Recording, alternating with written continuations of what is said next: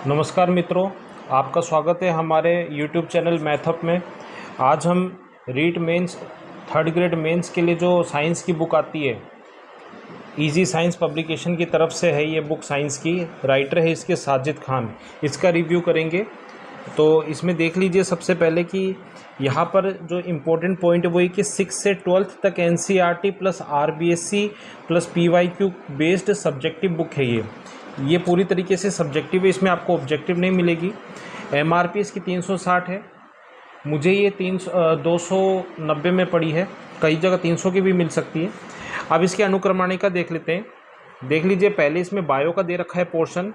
जे प्रकरण जो हमारा टॉपिक है बायो का, उसमें पोषण, श्वसन, परिवहन, उत्सर्जन, नियंत्रण एवं समन्वय और उसका सब कुछ दे रखा है इन्होंने। पहले जो 10 चैप्टर आप देख लीजिए कि यहाँ तक मैं आपको दिखाता हूँ कि यहाँ पर देखिए कोशिका संरचना एवं प्रकार्य, ये सब कुछ यहाँ पर इन्होंने 11-12 चैप्टर तक इन्होंने बायो कवर किया है।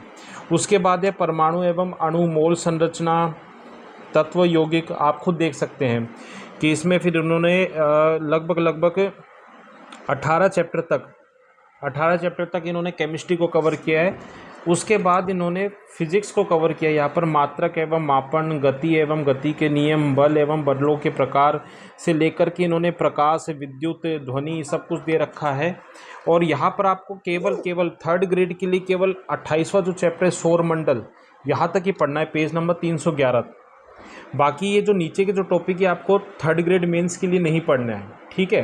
तो अब इसका जो रिव्यू करते हैं। मैंने इस बुक को पढ़ा है तो मुझे ये बुक सच में अच्छी लगी। इसमें देखा जा रहा है कि यहाँ पर देखिए जो चीज़ें इन्होंने समझा रखी है वो एक तरीके से नोट्स मेकिंग पैटर्न के ऊपर समझा रखी है। जैसे कि यहाँ पर पाचन है, डाइजेशन है, तो सब कुछ इन्होंने समझा रखा है। इधर बीच बीच में इन्होंने थोड़ा सा डायग्राम से भी समझाने की कोशिश की है।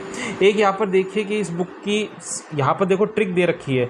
कार्बोहाइड्रेट को पचाने वाले एंजाइम के अंत में एज और प्रोटीन वाले एंजाइम के अंत में इन आता है।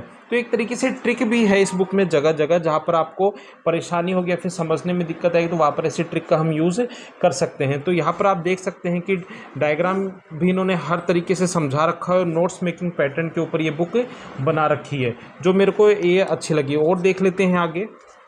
जैसे कि यहाँ पर ये टॉपिक है छोटी आंत, तो छोटी आंत के ऊपर इन्होंने देख लीजिए कि पूरा का पूरा इन्होंने बहुत अच्छे से डिटेल में इन्होंने कवर कर रखा है। तो एक अच्छा काम कर रखा है। जो बच्चे कहीं से कोचिंग नहीं ले पा रहे हैं वो अगर थोड़ा बहुत भी इस बुक को पढ़ लें तो उनका एक जो बेस है वो भी क्लियर हो जाएगा थर्ड ग्रेड एग्ज़ाम के लिए। और ये यहाँ पर जो ये बुक है वो बहुत ही इंपॉर्टेंट बुक हो जाती है, क्योंकि इसमें हर चीज़ को इन्होंने डायग्राम से भी समझाने की कोशिश की है। तो आप देख सकते हैं यहाँ पर कि कितना अच्छा इन्होंने समझाया है। तो इस तरीके से और आगे देख लेते हैं इसके।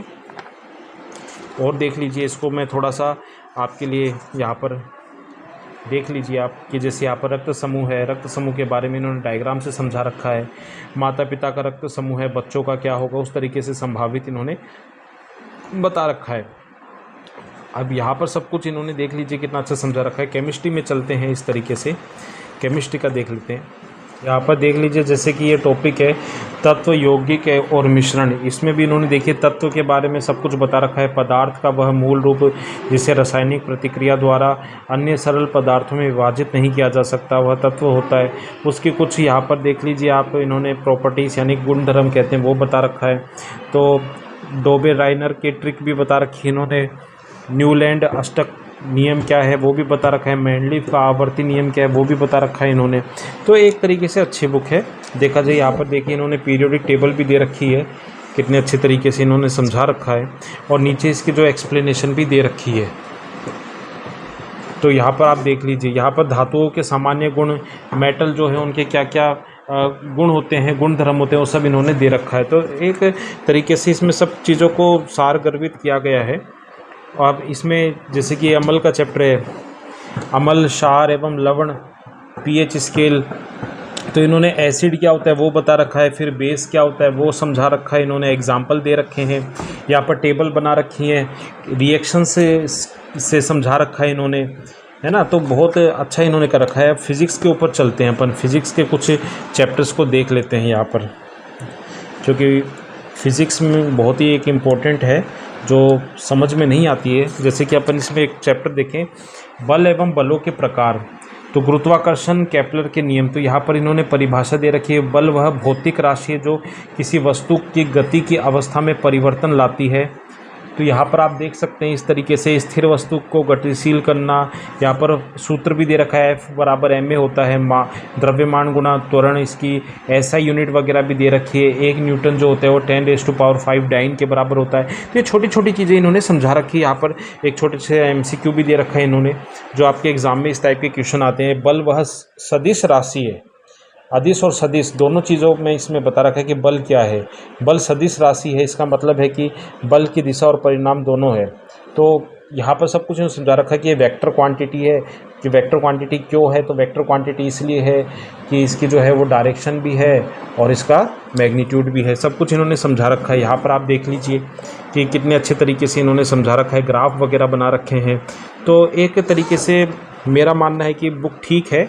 और इसमें जो मेरे को जो कमी लगी वो इसमें ये कमी लगी, जो हालांकि मैं ये नहीं कहता हूँ कि इसमें बहुत बड़ी कमी है, इनको थोड़े से MCQ भी इसमें ऐड करने चाहिए थे। हालांकि उन्होंने पहले स्पष्ट कर दिया कि ये जो बुक है वो हमारी पूरी तरीके से सब्जेक्टिव बुक है, तो सब्जेक्टिव है इसलिए उन्होंने MCQ इतने ऐड नहीं किए। थोड़े थोड़े ये क्वेश्चन दे रखे हैं, जैसे कि 2 ओम 3 ओम और 6 ओम के 3 प्रतिरोधों को किस प्रकार संयोजित करेंगे कि संयोजन का कुल प्रतिरोध 4 ओम हो जाए और 1 ओम हो जाए। तो ये पैरेलल कॉम्बिनेशन और सीरीज़ कॉम्बिनेशन का है। इन्होंने यहाँ पर डेरिवेशन से भी यहाँ पर समझा रखा है कि किस तरीके से क्या होता है। यहाँ पर ये छोटे छोटे इनके क्वेश्चंस भी दे रखे हैं, क्योंकि फिजिक्स है तो फिजिक्स में तो मैथ का रोल होता है, इसलिए इन्होंने न्यूमेरिकल्स से भी समझा रखा है। ये भी एक अच्छी बात है। तो आपको ये जो बुक है केवल यहाँ तक 311 वाले पन्ने तक पढ़नी, क्योंकि यही हमारा सिलेबस में है। बाकी जो इन्होंने एक्स्ट्रा ऐड करके दिया है, जैसे कि सूचना और संचार प्रौद्योगिकी, ये हमारे वैसे सिलेबस में नहीं, हालांकि रीट में है। अगर कोई टॉपिक इससे मिलता जुलता है तो वो आप उसको कवर कर सकते हैं। तो ऐसे ही और बुक्स के रिव्यू जानने के लिए हमारे चैनल को सब्सक्राइब करें, और अगर आपको जानकारी पसंद आई हो तो शेयर कीजिए। धन्यवाद।